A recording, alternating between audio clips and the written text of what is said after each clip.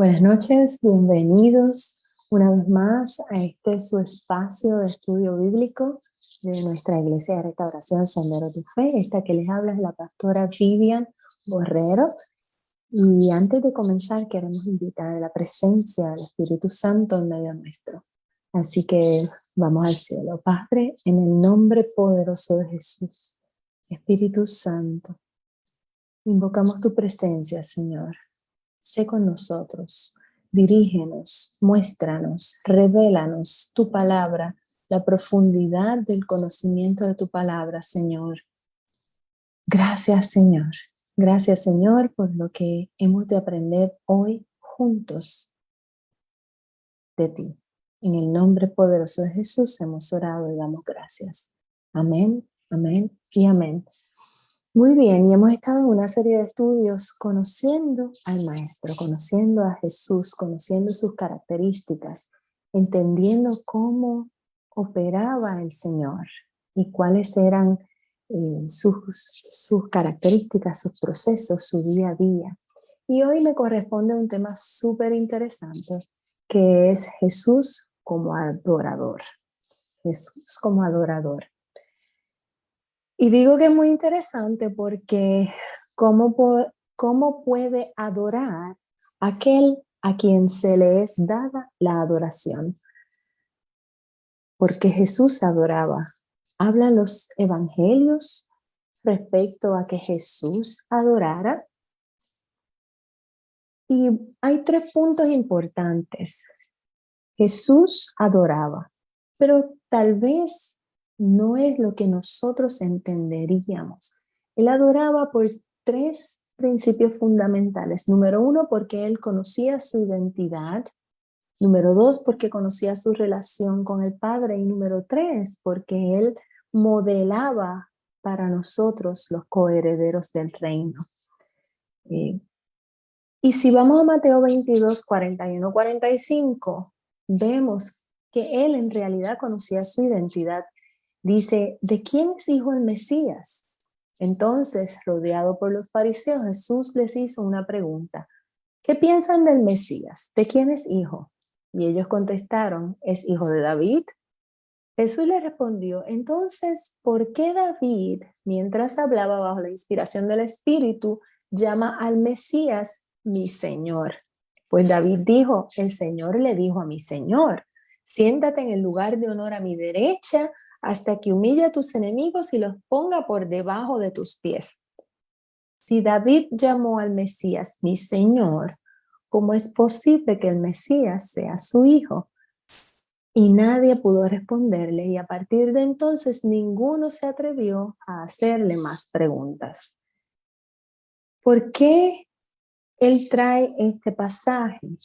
Lo trae porque es la relación del Padre con el Hijo, con nosotros mediante su Santo Espíritu. Y esa es la relación de adoración que él modeló en su vida. En Juan 10:30, él específicamente estableció, el Padre y yo somos uno. Y en Juan 14, 11 al 13, dice, créanme que yo estoy en el Padre y el Padre en mí, y si no, crean por las obras mismas. O sea, él modelaba lo que él quería que nosotros hiciéramos. Y dice, en verdad les digo, el que cree en mí, las obras que yo hago, él las hará también. Aún mayores que esta hará, porque yo voy al Padre y todo lo que pidan en mi nombre, lo haré para que el Padre sea glorificado en el Hijo.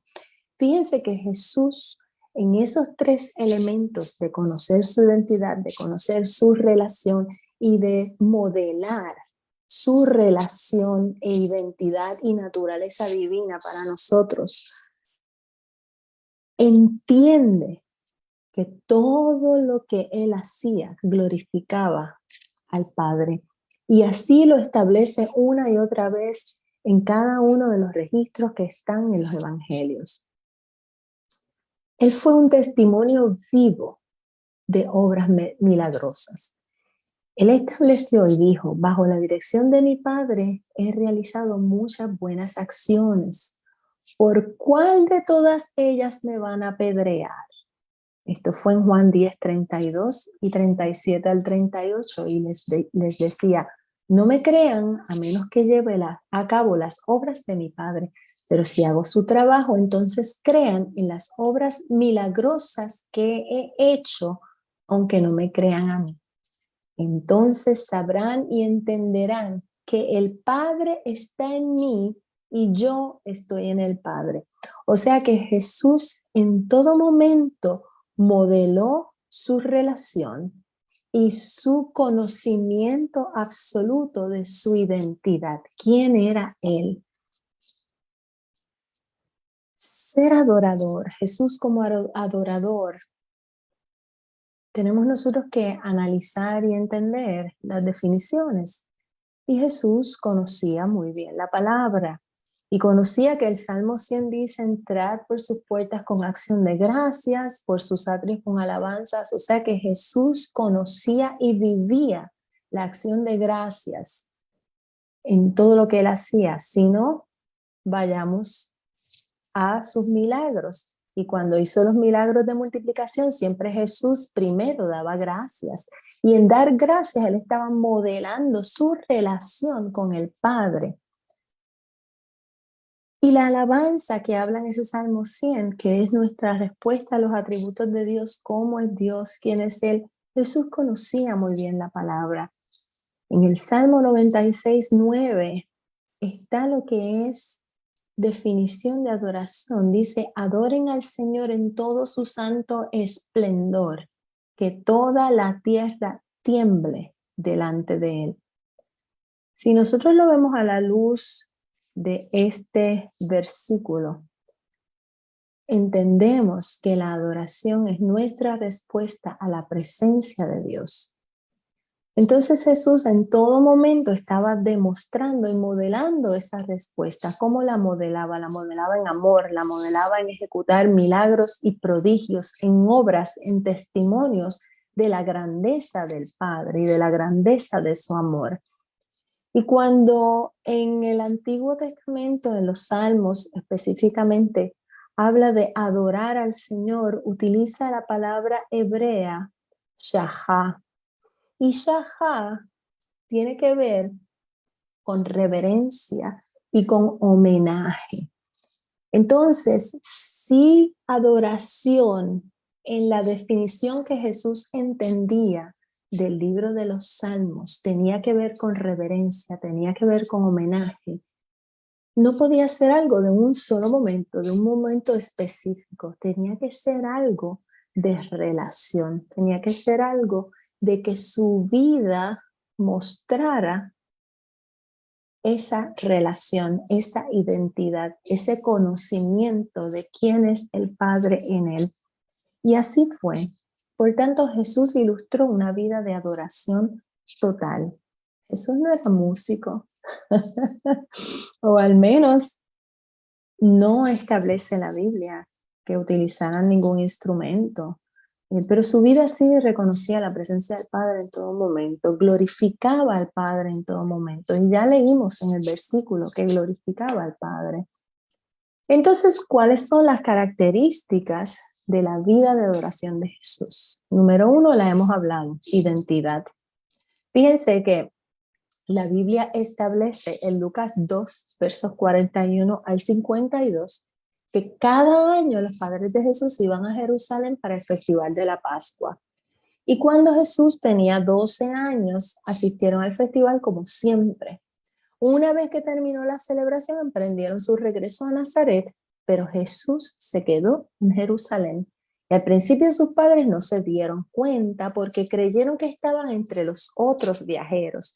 Pero cuando se hizo de noche y no aparecía, comenzaron a buscarlo entre los parientes. Y como no lo encontraron, regresaron a Jerusalén. A los 3 días después, finalmente lo encontraron. ¿Dónde? En el templo, sentado entre los maestros religiosos, escuchándolos, haciéndole preguntas. Todos los que le oían a Jesús quedaban asombrados de su entendimiento y de sus respuestas. Sus padres realmente no sabían qué pensar cuando lo encontraron. Y su madre le dijo: hijo, ¿por qué nos has hecho esto? Tu padre y yo hemos estado desesperados buscándote por todas partes. ¿Pero por qué tuvieron que buscarme?, les preguntó Jesús. ¿No sabían que tengo que estar en la casa de mi padre? Pero ellos no entendieron lo que Jesús les quiso decir. O sea que el primer elemento es identidad, es conocer quién tú eres. Jesús a la edad de 12 años ya conocía que Él era el Hijo de Dios. Conocía su identidad, conocía su propósito, conocía que Él estaba para llevar ese mensaje de amor, para traer salvación a las almas. Y entonces regresó con sus padres a Nazaret y vivió en obediencia. Y crecía en sabiduría y en estatura, en el favor de Dios y toda la gente. Así que el primer elemento de adoración de Jesús era la identidad. Esa identidad le llevaba a estar de continuo en la presencia del Padre. Y estar de continuo en la presencia del Padre no es otra cosa que adorar. Así que él era un adorador. Número 2, ese conocimiento de su identidad le llevaba a entender y a buscar más de la palabra. Y fíjense que cuando pasan los años, luego de Jesús haber ido al desierto y estar en las tentaciones que sobrepasó, que ahorita vamos a ir a eso, establece la Biblia en Lucas 4:16 que Jesús llegó a Nazaret, el lugar donde se había criado, y como tenía por costumbre, entró un sábado en la sinagoga y se puso en pie para leer las escrituras. Así que dice aquí que tenía por costumbre, quiere decir que Jesucristo se congregaba y tenía por costumbre leer las escrituras. Ese es el segundo elemento de una vida de adoración y de Jesús como adorador.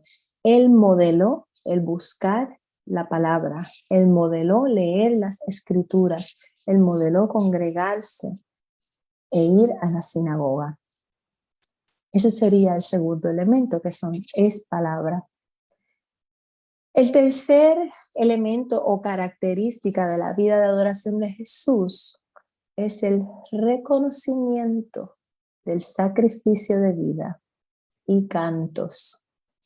Sí, cantos, así como lo escucha, porque fíjese que durante la Santa Cena o durante la cena, Jesús tomó el pan, bendijo a Dios, lo partió y lo repartió.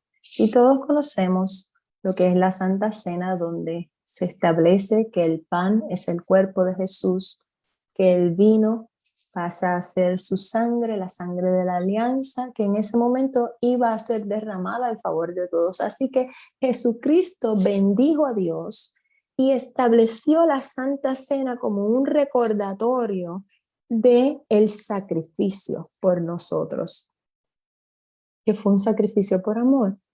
Y ese sacrificio incluía la bendición al Señor. Por tanto, ese era otro elemento de la adoración, que Él lo dejó como modelaje para nosotros. Pero no se queda ahí, porque en ese elemento de recordación y de bendición al Padre, entonces Jesús estableció, luego de que bebieron el vino, que cantaron himnos y salieron hacia el Monte de los Olivos. La Biblia es clara, lo establece en Marcos 14:26, dice: cantaron después el himno y salieron hacia el Monte de los Olivos. O sea, que sí, Jesús estableció los cantos como manera de adoración, como manera de recordación y como manera de bendecir o alabar a Dios. Porque cuando tú bendices, tú dices palabra de bien, tú reconoces los atributos de Dios. Él conocía el Salmo 100, entrar por sus atrios con acción de gracias, por sus puertas con alabanza. Él conocía la palabra y lo estableció como modelaje para sus discípulos y para todos los que habíamos de seguir. Ese fue el tercer elemento, los cantos de reconocimiento y de bendición al Padre. El cuarto elemento, salen al Monte de los Olivos. Y de ahí vamos a San Juan 17, uno de los capítulos más hermosos en la palabra, más hermosos del modelaje de la vida de adoración del Maestro, y es la oración de Jesús por nosotros. Y yo escogí algunos versículos aquí para ilustrar esa vida de oración que ilustraba la adoración, que es la respuesta a la presencia divina. Cuando tú conoces tu identidad, cuando tú conoces quién es tu papá, cuando tú tienes una relación con él, tú hablas con él. Tienes que hablar con él. Y cuando tú hablas con él, tú lo bendices y tú le adoras y tú derramas tu corazón delante de su presencia y le muestras tu amor y le muestras tu agradecimiento.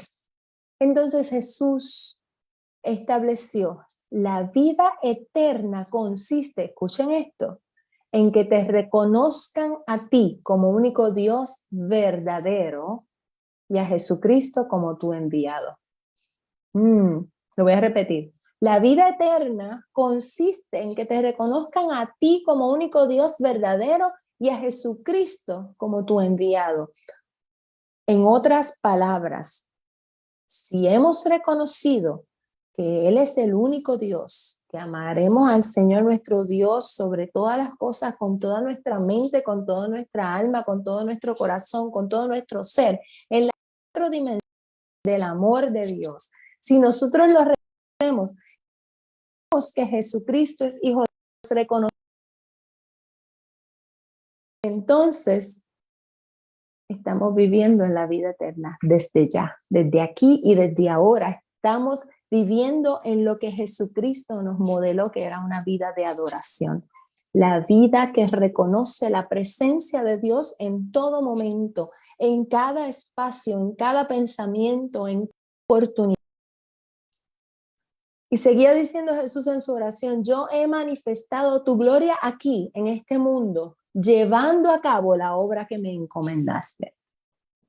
Fíjense, su vida de oración fue manifestada y expresada a través de la oración cuando Jesucristo reconoce, llevando a cabo la obra que el Señor le encomendó, estaba manifestando la gloria del Padre en la tierra. Y sigue diciendo, ahora pues, Padre, hónrame en tu presencia con aquella gloria que ya compartía contigo antes que el mundo existiera. Todo lo mío es tuyo y todo lo tuyo es mío. Y esto también lo decía el rey David en el Antiguo Testamento. Y dice, y en ellos, refiriéndose a nosotros, resplandece mi gloria. Ahora voy a ti, digo estas cosas mientras todavía estoy en el mundo, para que ellos, o sea, nosotros, puedan compartir plenamente mi alegría.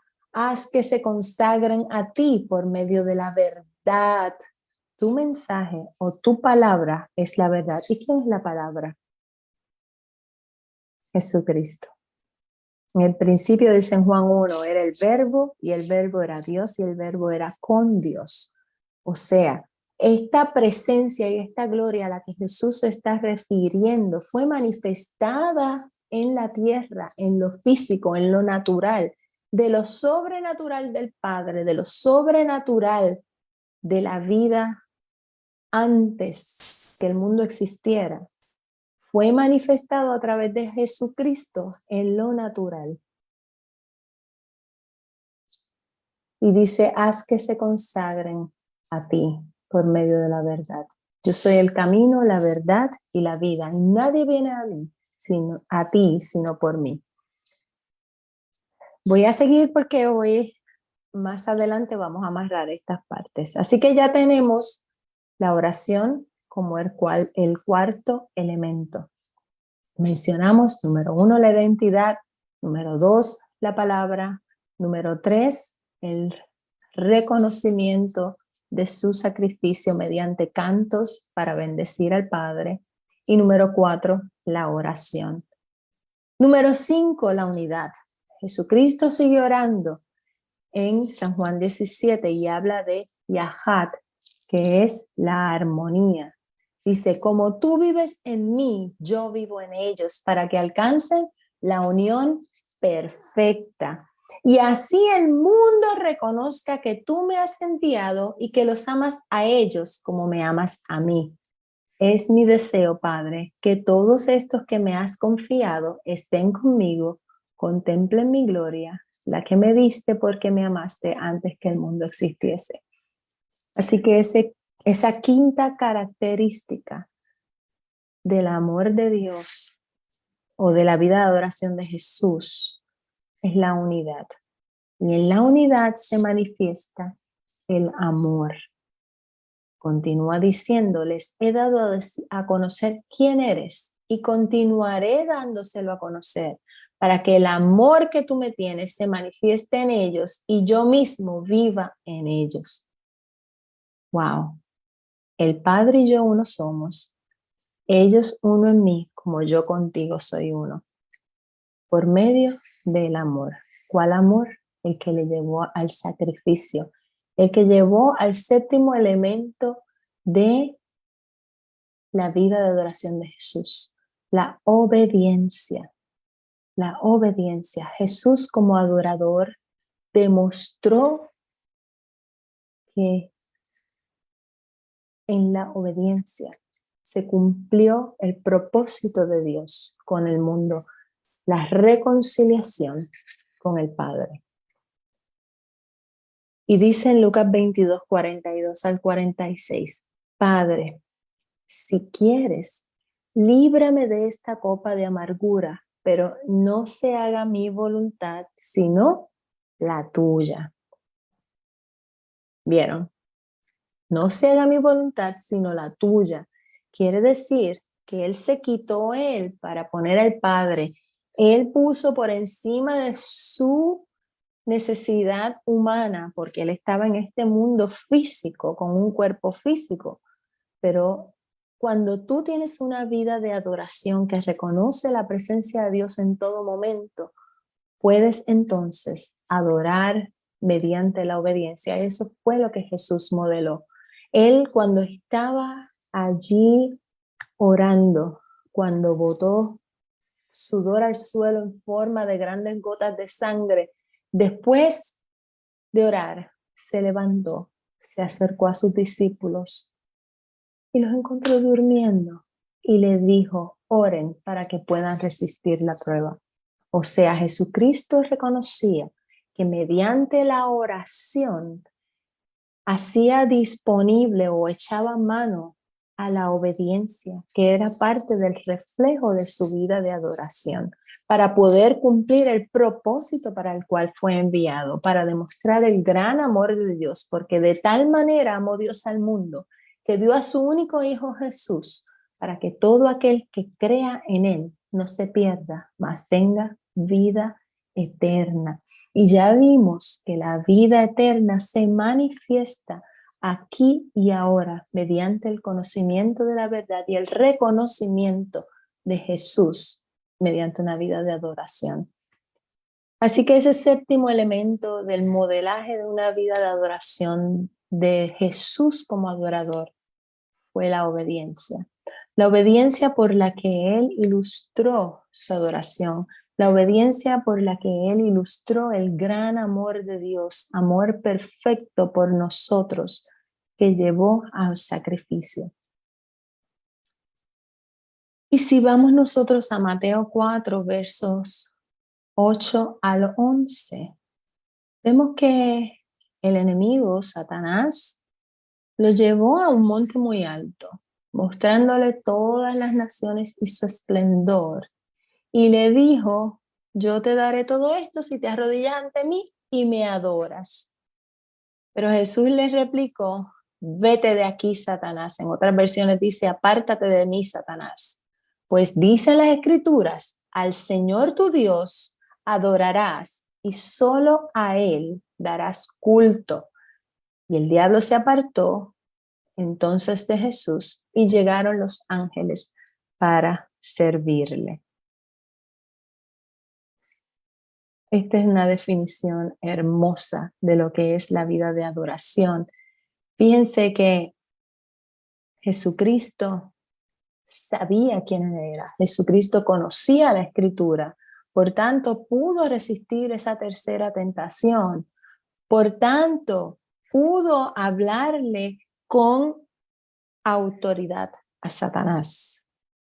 Le dijo, al Señor tu Dios adorarás. Y la palabra ahí es proscuneo. Y cuando se habla de proscuneo, quiere decir una adoración que es un homenaje total, es un rendimiento total delante de la presencia de Dios. Jesús sabía y conocía su relación con el Padre. Y voy a ir ya mismo ahí, pero quiero tocar un punto más antes de regresar a este punto de lo que era la adoración que Jesús nos dejó.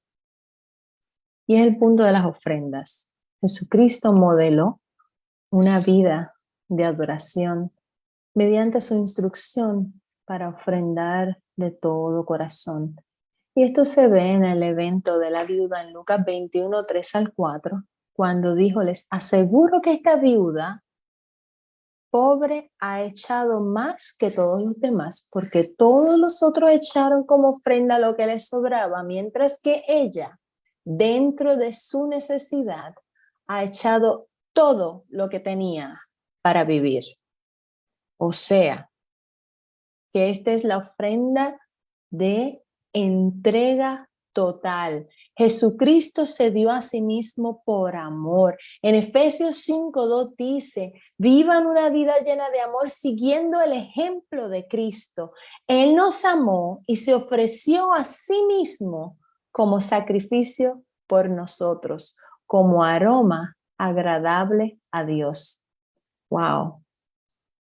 Se entregó a sí mismo por amor. El que ama, todo lo da. Cuando tú conoces y confías que el Padre está en Jesús y Jesús en nosotros, tú te entregas totalmente. Tú tienes una vida de confianza plena y absoluta y caminas seguro. En Él estás seguro. El buen pastor su vida da por las ovejas. Esa es una vida de adoración, una vida de entrega total y absoluta. Y Él se ofreció a sí mismo.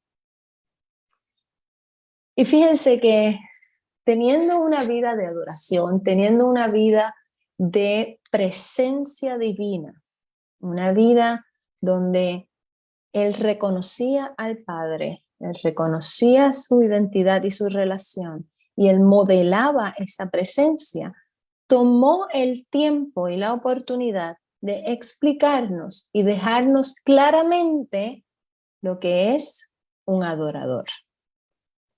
Y eso se encuentra en Juan 4, 23 al 26. Y dice, está llegando el momento, esta es la versión latinoamericana, dice BLPH, está llegando el momento, mejor dicho, ha llegado ya, en que los verdaderos adoradores rendirán culto al Padre en espíritu y en verdad, porque estos son los adoradores que el Padre quiere.